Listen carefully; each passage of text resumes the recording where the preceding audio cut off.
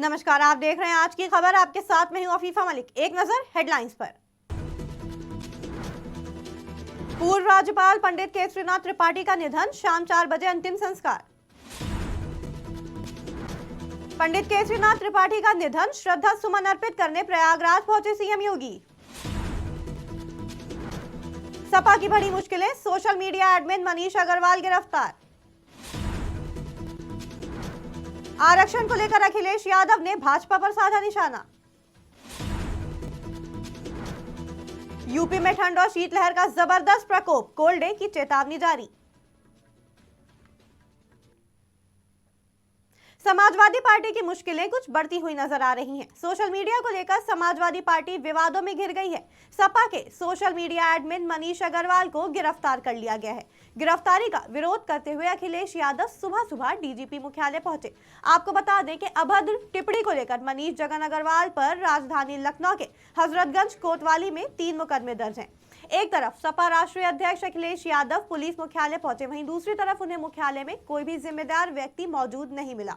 काफी देर इंतजार के बाद भी कोई जिम्मेदार नहीं पहुंचा, जिसके बाद सपा नेता स्वामी प्रसाद मौर्य और सपा कार्यकर्ता पुलिस मुख्यालय पहुंचे, जिसके बाद जमकर नारेबाजी हुई और पुलिस ने लाठी चार्ज भी किया। बता दें, 3 घंटे बाद Akhilesh Piyush media JCP LO से मुलाकात कर गोसाईगंज जेल के लिए रवाना हो गए। इस मामले में भाजपा की तरफ से भी बयान सामने आ रहे हैं। ट्विटर पर चल रही जंग को लेकर जमीन पर उतरी समाजवादी पार्टी ने सरकार के खिलाफ हल्ला बोल दिया। वहीं इस लड़ाई में सपा के राष्ट्रीय अध्यक्ष अखिलेश यादव भी उतर चुके हैं। रविवार को सोशल मीडिया हैंडलर की गिरफ्तारी के खिलाफ उतरे अखिलेश यादव पुलिस मुख्यालय पहुंचे, जहां उन्होंने सरकार पर हमला बोलते हुए पुलिस कार्रवाई को भी निशाने पर लिया। अपने बयान में अखिलेश यादव ने क्या कुछ कहा, आइए सुनते हैं। पुलिस मुख्यालय पर कोई नहीं दिखाई दिया मुझे। पुलिस मुख्यालय खाली पड़ा हुआ था। अगर पुलिस मुख्यालय पर कोई सुनने वाला नहीं है तो उम्मीद करो उत्तर प्रदेश में किसकी सुनवाई हो रही होगी। पुलिस मुख्यालय पर कोई नहीं दिखाई दिया। जो जिम्मेदार अधिकारी थे एक भी नहीं था। वो लगता जो मुख्यमंत्री जी कहते थे कि 12 बजे सो के उठते हैं, वो अपने अधिकारियों के बारे में कहते थे। कोई जिम्मेदार अधिकारी हमें दिखाई नहीं दिया मुख्यालय पे, जिससे हम लोग अपनी शिकायत कर सकते थे या न्याय की बात करते।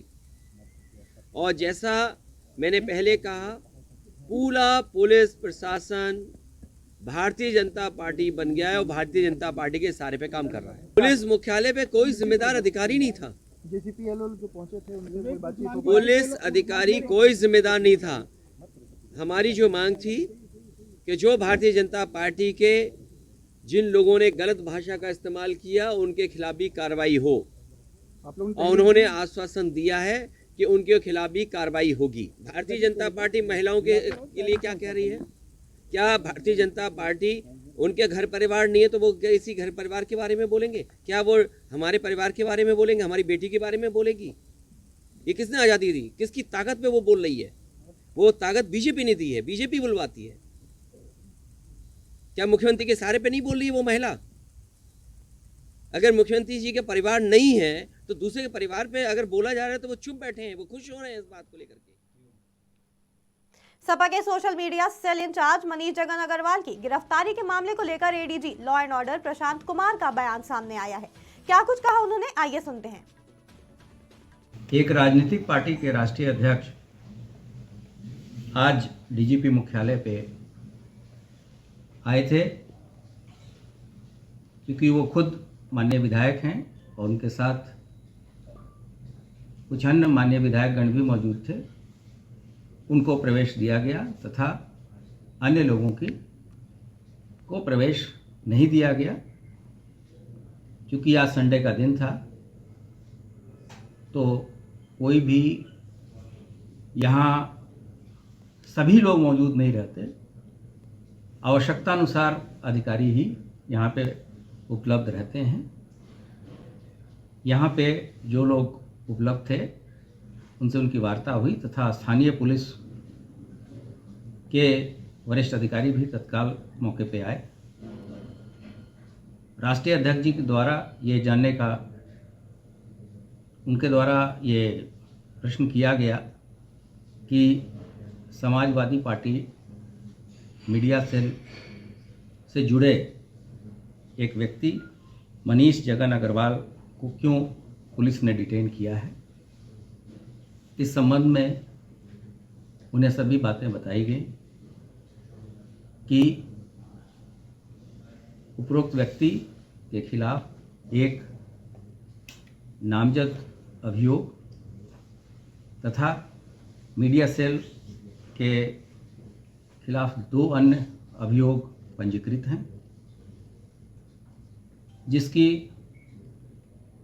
विस्तृत विवेचना इलेक्ट्रॉनिक फुटप्रिंट तथा सर्विस प्रोवाइडर से सभी सूचनाएं एकत्रित करने के बाद से उसकी गिरफ्तारी की गई है। उनको ये भी जो विभिन्न धाराएं उन अभियोगों की हैं उसके बारे में भी अवगत कराया गया। भाजपा के वरिष्ठ नेता और बंगाल के पूर्व राज्यपाल केसरीनाथ त्रिपाठी का रविवार सुबह निधन हो गया। उन्होंने घर पर ही अंतिम सांस ली। पूर्व राज्यपाल केसरीनाथ त्रिपाठी पिछले काफी दिनों से गंभीर रूप से बीमार चल रहे थे। पूर्व राज्यपाल का निधन प्रयागराज स्थित आवास पर सुबह 5 बजे हुआ। जानकारी के मुताबिक उनका अंतिम संस्कार शाम 4 बजे हुआ।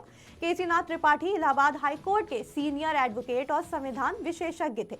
उन्होंने भाजपा में कई बड़े पदों की जिम्मेदारी संभाली थी। अपने राजनीतिक जिंदगी में केसरीनाथ त्रिपाठी यूपी विधानसभा में कई बार स्पीकर के पद पर भी रह चुके हैं। पश्चिम बंगाल के राज्यपाल रहने के अलावा उन्होंने बिहार और अन्य राज्यों के राज्यपाल भी रहे। केसरीनाथ त्रिपाठी के निधन पर मुख्यमंत्री योगी आदित्यनाथ समेत भाजपा के तमाम बड़े नेताओं ने शोक जताया है। मुख्यमंत्री योगी आदित्यनाथ ने ट्विटर पर संवेदना जाहिर करते हुए लिखा कि वरिष्ठ राजनेता, भाजपा परिवार के वरिष्ठ सदस्य और पश्चिम बंगाल के पूर्व राज्यपाल आदरणीय केसरीनाथ त्रिपाठी का निधन अत्यंत दुखद है। उनके निधन पर तमाम बड़े नेताओं ने शोक जताते हुए परिवार के प्रति संवेदना व्यक्त की है। यूपी के मुख्यमंत्री योगी आदित्यनाथ ने वरिष्ठ भाजपा नेता और पूर्व राज्यपाल पंडित केसरीनाथ त्रिपाठी को सहजता, सरलता का प्रतीक बताया है। पंडित केसरीनाथ त्रिपाठी को श्रद्धा सुमन अर्पित करने प्रयागराज पहुंचे सीएम योगी। इस दौरान उन्होंने कहा कि केसरीनाथ त्रिपाठी जी भाजपा के वरिष्ठ नेता, वरिष्ठ कार्यकर्ता और विचारक थे। जो दायित्व पार्टी ने उन्हें सौंपा उसका सफलतापूर्वक उन्होंने निर्वहन किया।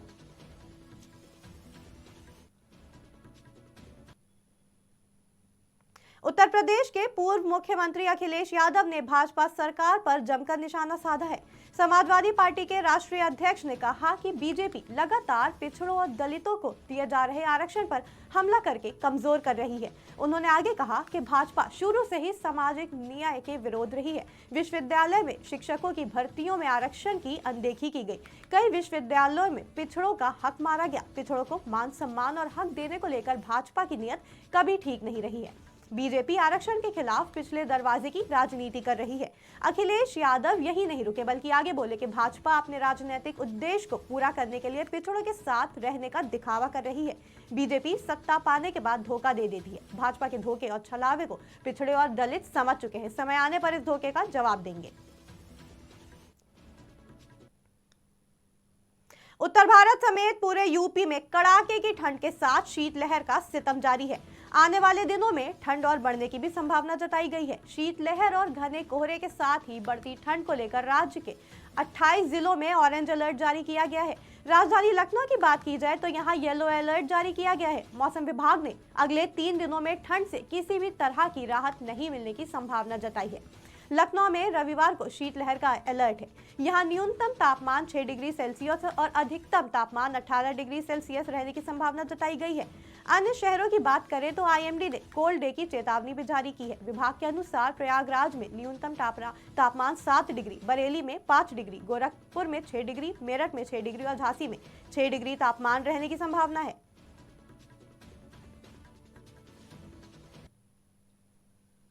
सीतापुर से इस वक्त एक दिल दहला देने वाली खबर सामने आ रही है, जहां घर के अंदर बंद कमरे में पति, पत्नी और 2 मासूमों का शव मिलने से तहलका मच गया। बिस्वा कोतवाली इलाके के रायगंज कस्बे का ये पूरा मामला है। मिल रही जानकारी के मुताबिक पेट्रोमैक्स जलाकर बच्चों संग कमरे में मां बाप सो रहे थे। आशंका जताई जा रही है कि ऑक्सीजन की कमी के चलते दम घुटने के कारण यह हादसा हुआ होगा। मामला प्रकाश में तब आया जब दूध वाले ने पुलिस को सूचना दी, जिसके बाद पुलिस ने दरवाजा तोड़कर शव को बाहर निकाला। इस पूरे हादसे में मां बाप के साथ 3 साल की बच्ची और 2 साल के बच्चे ने अपनी जान गंवा दी।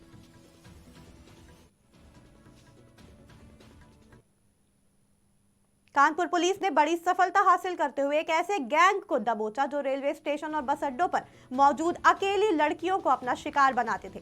कानपुर पुलिस का दावा है कि पकड़े गए गैंग के 6 सदस्यों ने कबूला कि उनका गैंग अब तक तकरीबन 6 से 7 वारदातों को अब तक अंजाम दे चुका है। मासूम अकेली दिख रही लड़कियों को यह गैंग अपना शिकार बनाता था। पुलिस के मुताबिक आरोपियों ने बताया कि जब भी रेलवे स्टेशन या बस स्टेशन पर कहीं अन्य स्थान पर कोई लड़की परेशान हाल दिखती थी तो गैंग के साथ में मौजूद महिला के सहारे वो लड़की से बात करते और उसे दिलासा देते थे, जिसके बाद लड़की को किसी दूसरे के हाथ हजारों रुपए में बेच देते थे।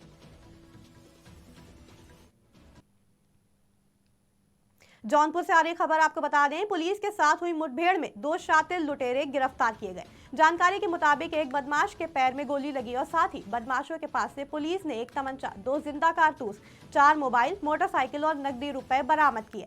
आपको बता दें, थाना बदलापुर, महाराजगंज और एसएसजी की संयुक्त टीम के साथ ये मुठभेड़ हुई।